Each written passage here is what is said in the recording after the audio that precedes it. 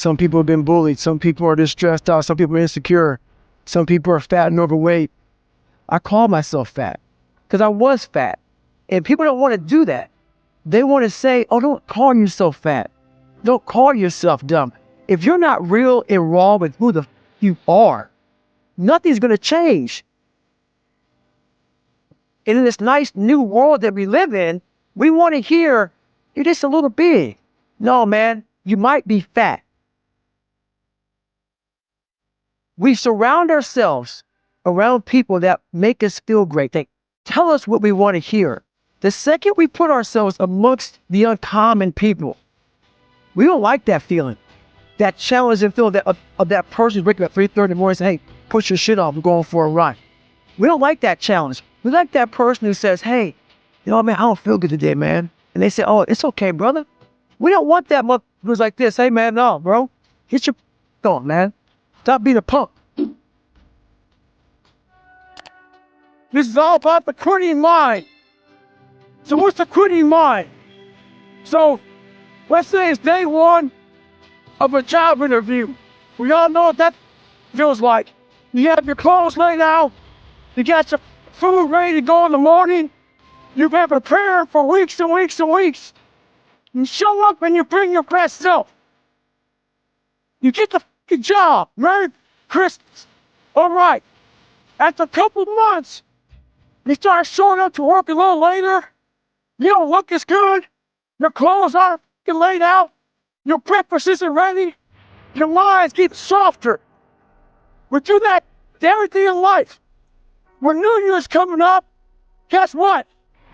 Don't have a Quitty mind. Repetition every day. Stay hard.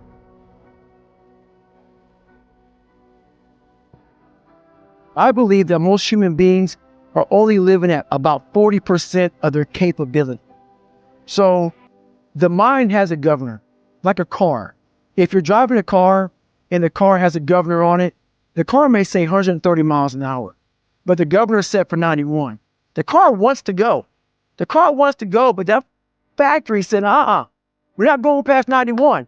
We have a factory, a nice governor in our brain, and it's a survival mechanism. It protects us from pain and suffering. At all times of your life, the mind has the tactical advantage over you. Why is that? It knows what you're afraid of. It knows your insecurities. It knows your deep, dark lies. And it starts to push you away from that shit.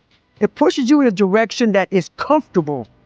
The mind controls everything. You get to 40%, your brain says, we're done. Let's roll, man. This is starting to get painful. This is uncomfortable. So you sit down.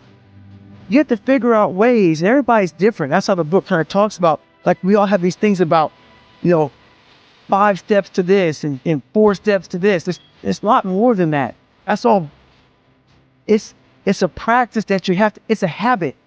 So if you know that at 40%, I'm feeling pain. At 40%, I'm feeling pain. That's where the 40% rule kicks in. Now it starts. Okay, I'm feeling pain. My mind's saying all this to me. It's saying, get out of here, run, flee. The fight or flight kicks in. Okay, we're done. We're not good enough. It starts telling you all these things. You start to believe it because the mind controls all. This is the time where you have to gain control back of your mind. It's okay. Let me see if I can go 45%. And once you start giving yourself more and more hope and start realizing, okay, the mind starts to be, okay, what are you doing? We're supposed to be going right and you're going left. You start then controlling your mind. Start finding more in yourself. And it goes from 40% to a lot further than that. But that's the start of it though. Get to the spot where your mind is saying stop. Wherever that is, you gotta get there first. And then that's when that starts to work for you. You gotta control yourself in that moment.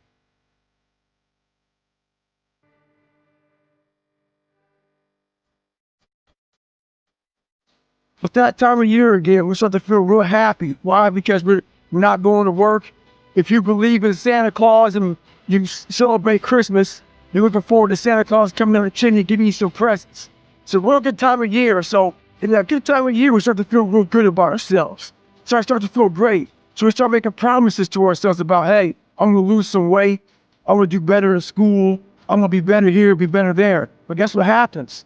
The real Merry Christmas happens But all of that noise is gone. It's quiet. It is you against you. And now all those endorphins are gone. And I promise you, mate, about getting up early and getting after it to go lose weight, study harder, guess what? It's a lot harder now. That repetition becomes a lot harder now. So a lot of us can't do things on our own. So find somebody in your life. So when you throw that towel in, they throw that back at you and say you're not done yet. Stay true to yourself. Stay hard. How are you going to feel, man, when you accomplish this goal coming from that? Coming from the fucking hell you came from. A lot of people start from a good starting point. They have a good foundation. What if you can surpass all of everybody who was way up here, started up here, and you started with no legs. You had to grow legs to even start walking, and then crawling, and then running, and then you start passing people and all this given to them. This might be exactly what I need. The darkness is exactly what I need. It's how you look at your situation.